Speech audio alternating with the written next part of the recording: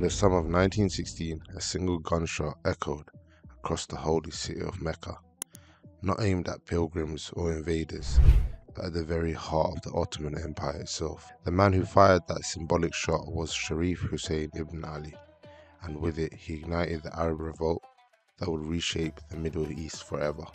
But who was this man who dared to challenge 6 centuries of Ottoman rule, and why did his dream of a unified Arab kingdom ultimately crumble into the fractured Middle East we know today? Today we explore the life of Sharif Hussein ibn Ali, guardian of Islam's holiest sites, architect of Arab independence, and ultimately a tragic figure whose legacy remains controversial to this day, from his rise as Sharif of Mecca to his final exile in Cyprus.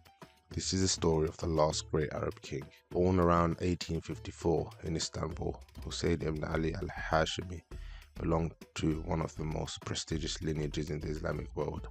The Hashemites claim direct descent from the Prophet Muhammad ﷺ through his grandson Hassan, making them the hereditary guardians of Mecca and Medina, the Sharifs of the Hejaz.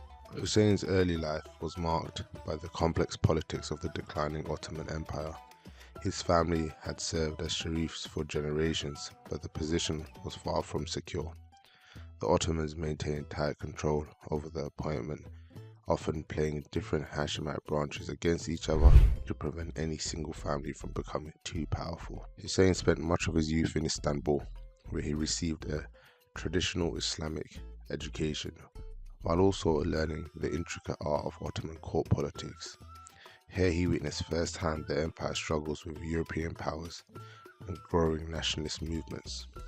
These experiences would profoundly shape his later worldview. He understood both the strength and the weaknesses of Ottoman rule. From the Ottoman perspective, the Hashemites were necessary but dangerous. They provided religious legitimacy to Ottoman rule over the holy cities, but their prestige also made them potential rivals. Hussein's time in Istanbul was essentially a form of gilded captivity. He was educated and honored, but also carefully watched. In 1908, at the age of 54, Hussein finally achieved his life ambition when Sultan Abdulhamid II appointed him as Sharif and Emir of Mecca. This wasn't just a religious position. Hussein now controlled the annual Hajj pilgrimage, which brought enormous prestige and revenue to the region. But Hussein inherited a region in transition. The Hejaz was economically dependent on pilgrimage revenues, yet increasingly connected to global politics through the newly constructed Hejaz Railway, which linked Damascus to Medina. This railway, while facilitating pilgrimage, also strengthened Ottoman military control over the region. He proved himself a capable administrator. He modernized Mecca's infrastructure, improved security for pilgrims, and skillfully managed the diverse tribes of the Hejaz. However, he also began to chafe under Ottoman oversight. Constantinople's policies of centralization and Turkification increasingly conflicted with Hussein's vision of Arab autonomy.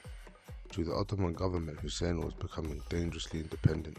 Reports reached Istanbul of the Sharif making unilateral decisions, building personal relationships with tribal leaders, and even corresponding with foreign powers. For emerging Arab intellectuals in Damascus, Beirut, and Cairo, Hussein represented hope. Here was an Arab leader of impeccable Islamic credentials who might unite the Arab provinces against Turkish domination. British officials in Cairo and Delhi watched Hussein with growing interest as tensions with Germany increased. The idea of Arab allies against the Ottoman-German alliance became increasingly attractive. The outbreak of World War I in 1914 transformed Hussein from a regional governor into a key player in global politics. When the Ottoman Empire entered the war on the side of Germany, Sultan Mehmed V declared war against Britain, France, and Russia, putting Hussein in an impossible position. As guardian of the holy sites, Hussein was expected to support the call to war, but secretly he had been in contact with British officials in Cairo since 1914. The famous Hussein McMahon correspondence began in July 1915, when Hussein wrote to Sir Henry McMahon, British High Commissioner in Egypt, exploring the possibility of Arab independence in exchange for rebellion against the Ottomans. Hussein's demands were ambitious. He sought British recognition of an Arab state stretching from the Mediterranean to the Persian Gulf, from Turkey to the Arabian Sea. In return, he would launch an Arab revolt against Ottoman rule and align with the Allies. Hussein faced an agonizing decision. Supporting the Ottomans meant endorsing a war against fellow Muslims and accepting continued Turkish domination. Rebellion carried enormous risks. Failure would mean death for himself and his sons and the end of the Hashemite rule in the Hejaz. Hussein consulted extensively with his four sons, each of whom would play crucial roles in the coming revolt. Abdullah, the most politically astute, favoured rebellion. Faisal, charismatic and military gifted, would become the revolt's most famous leader. Ali, the eldest, was more cautious, while Zayd, the youngest, was eager for action. On June 10, 1916 at 4 a.m, Hussein gave the signal that would echo across history. The first shot of the Arab Revolt was fired at the Ottoman garrison in Mecca, and within hours the city was in Arab hands. Hussein had crossed the Rubicon. The revolt spread rapidly. While Hussein coordinated from Mecca, his sons led military operations across the Hejaz. Ali commanded forces in Medina. Abdullah advanced on Taif, and Faisal, soon to become legendary, began organizing Bedouin tribes for guerrilla warfare against the Hejaz Railway. The arrival of British advisors, including the famous T.E. Lawrence, otherwise known as Lawrence of Arabia, transformed the revolt from a regional rebellion into a significant military campaign. Lawrence's memoirs would later romanticize the revolt, but the reality was more complex. This was Hussein's rebellion, fought primarily by Arab forces for Arab goals. The Ottomans were stunned by Hussein's betrayal. Enver Pasha, the Ottoman Minister of War, declared Hussein a traitor of Islam and dispatched the experienced commander Fakhri Pasha to capture the Hejaz. The siege of Medina would last for the entire war. For the British, the revolt was a strategic godsend. It tied down 30,000 Ottoman troops who would have been deployed in Palestine or Mesopotamia and disrupted the Hejaz Railway, hampering Ottoman logistics. The revolt's reception among the Arabs was mixed. While many intellectuals and nationalists celebrated, others questioned Hussein's religious authority to rebel against the Islamic Caliphate. The traditional tribal structure of Arab society meant loyalties were often local rather than national. As the revolt progressed, Hussein faced the complex challenges of governing while waging war. He had to maintain unity among diverse tribes, manage relationships with British allies who had their own agenda, and deal with the theological implications of rebelling against the Caliph. Hussein addressed the religious concerns head-on, issuing proclamations that distinguished between legitimate Islamic leadership and Turkish political domination. He argued that the Ottoman Empire had become un-Islamic through its alliance with Christian Germany and its oppression of Arab Muslims. Militarily, the revolt achieved remarkable success. The capture of Aqaba in July 1917, led by Faisal and Lawrence, opened a new front and demonstrated Arab military capability. By 1918, Arab forces were advancing into Syria alongside British troops under General Allenby. But Hussein's alliance with Britain came at a cost. The Sykes-Picot Agreement, secretly negotiated in 1916, divided the post-war Middle East between Britain and French spheres of influence, directly contradicting British promises to Hussein. Meanwhile, the Balfour Declaration of 1917 promised British support for a Jewish homeland in Palestine, further complicating Hussein's vision of Arab independence. In November 1916, Hussein proclaimed himself as King of the Arab countries, later modified to King of Hejaz, under British pressure. For a brief moment, it seemed his dream might be realized.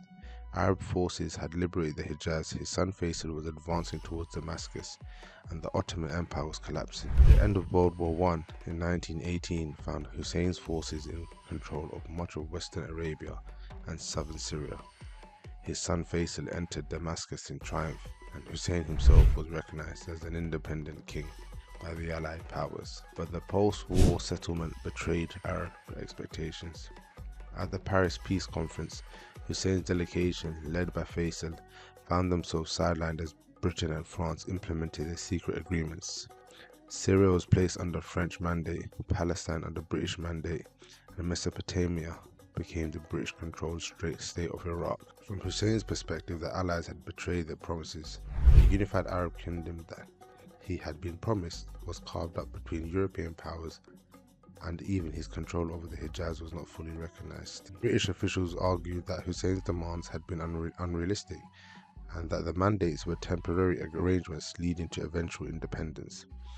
They pointed to the creation of Transjordan under Abdullah and Iraq under Faisal as fulfillments of their commitments. France insisted that their historical interests in Syria and Lebanon predated any British promises to Hussein. They viewed Arab nationalism as a British tool to undermine French influence in the Levant. While Hussein struggled with post-war diplomacy, a more immediate threat was emerging from the Nejd. Abdul Aziz ibn Saud, leader of the Saudi family and champion of the austere Wahhabi interpretation of Islam, was systematically conquering the Arabian Peninsula. Ibn Saud's forces, the fierce Ikhwan warriors, viewed Hussein's rule as corrupt and un-Islamic.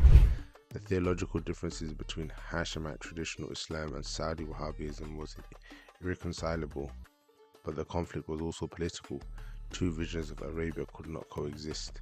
Hussein's relationship with Britain deteriorated further when he refused to sign the Treaty of Versailles, objecting to its provisions regarding Palestine and Syria. The principled stand cost him British support at the crucial moment when Ibn Saud's forces were threatening the Hejaz. The conflict between Hussein and Ibn Saud represented more than territorial dispute. It was a clash between different sources of Islamic legitimacy. Hussein claimed authority through his Hashemite lineage and guardianship of the holy sites. Ibn Saud claimed authority through religious purity and military success, arguing that God favored the righteous over the merely well-born. By 1924, Hussein's kingdom was crumbling. His treasury was empty, his army was demoralized, and his British allies had withdrawn support. When he proclaimed himself Khalif following the abolition of the Ottoman Caliphate by Mustafa Kemal Ataturk, it was both his final assertion of authority and his greatest miscalculation. Ibn Saud's forces launched their final campaign in August 1924. Hussein's son Ali commanded the defense, but the Hashemite army was no match for the battle-hardened Ikhwan. City after city fell to Ibn Saud's forces as Hussein watched his life's work disintegrate. On October 3, 1924, facing inevitable defeat, Hussein abdicated in favor of his eldest son, Ali, and sailed into exile aboard a British ship. The man who had dreamed of uniting the Arab world found himself a king without a kingdom, watching the Hejaz disappear behind him forever. For Ibn Saud and his supporters, Hussein's defeat was divine judgment. The corrupt, foreign-influenced Hashemites had been replaced by true Islamic leadership that would purify the holy sites and restore authentic Islamic governance. Arab nationalists mourned Hussein's fall as the end of their independence dream. The man who had first raised the banner of Arab Revolt had been defeated not by European imperialism, but by fellow Arabs who had a different vision of Islamic society.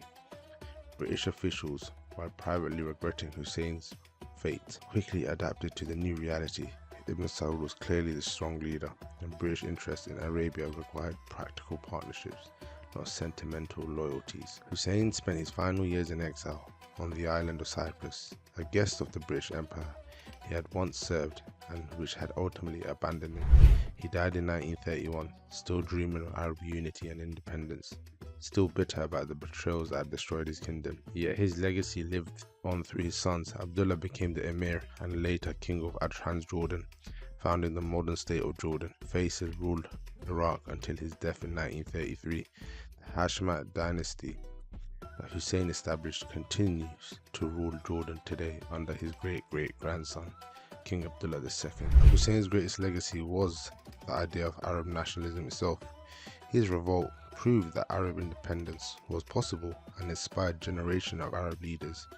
While his dream of a unified Arab kingdom never materialized, the individual Arab states that emerged from the Ottoman collapse owed their existence in part to the precedent he had set. Hussein ibn Ali embodies the tragedy of Arab nationalism in the 20th century, a noble vision undermined by external manipulation, internal divisions, and the harsh reality of power politics. He was simultaneously a traditional tribal leader and a modern nationalist, a man caught between the Islamic past and the secular future. Sharif Hussein ibn Ali was many things: guardian of holy sites, architecture of the Arab Revolt, the first modern Arab king, and ultimately a tragic figure whose reach exceeded his grasp. His story reflects the broader struggle of the Arab world to find its place in the modern international system. Today, as the Middle East continues to grapple with questions of identity, legitimacy, and unity that Hussein first raised over a century ago, his life remains remarkably relevant. He showed that Arab independence was possible, but also revealed how difficult it would be to achieve. The last great Arab king died in exile, his kingdom lost, his dreams unfulfilled, but enduring to challenge 6 centuries of Ottoman rule. In raising the banner of Arab independence and in sacrificing everything for his vision of a unified Arab nation, Hussein ibn Ali earned his place as one of the most pivotal figures in modern Middle Eastern history. Was he a visionary leader ahead of his time, or a romantic dreamer out of touch with political realities? Perhaps he was both, and perhaps that's exactly what the Arab world needed at that crucial moment in history. Thank you for taking your time to listen to this video. Please like, comment, share and subscribe. Thank you very much.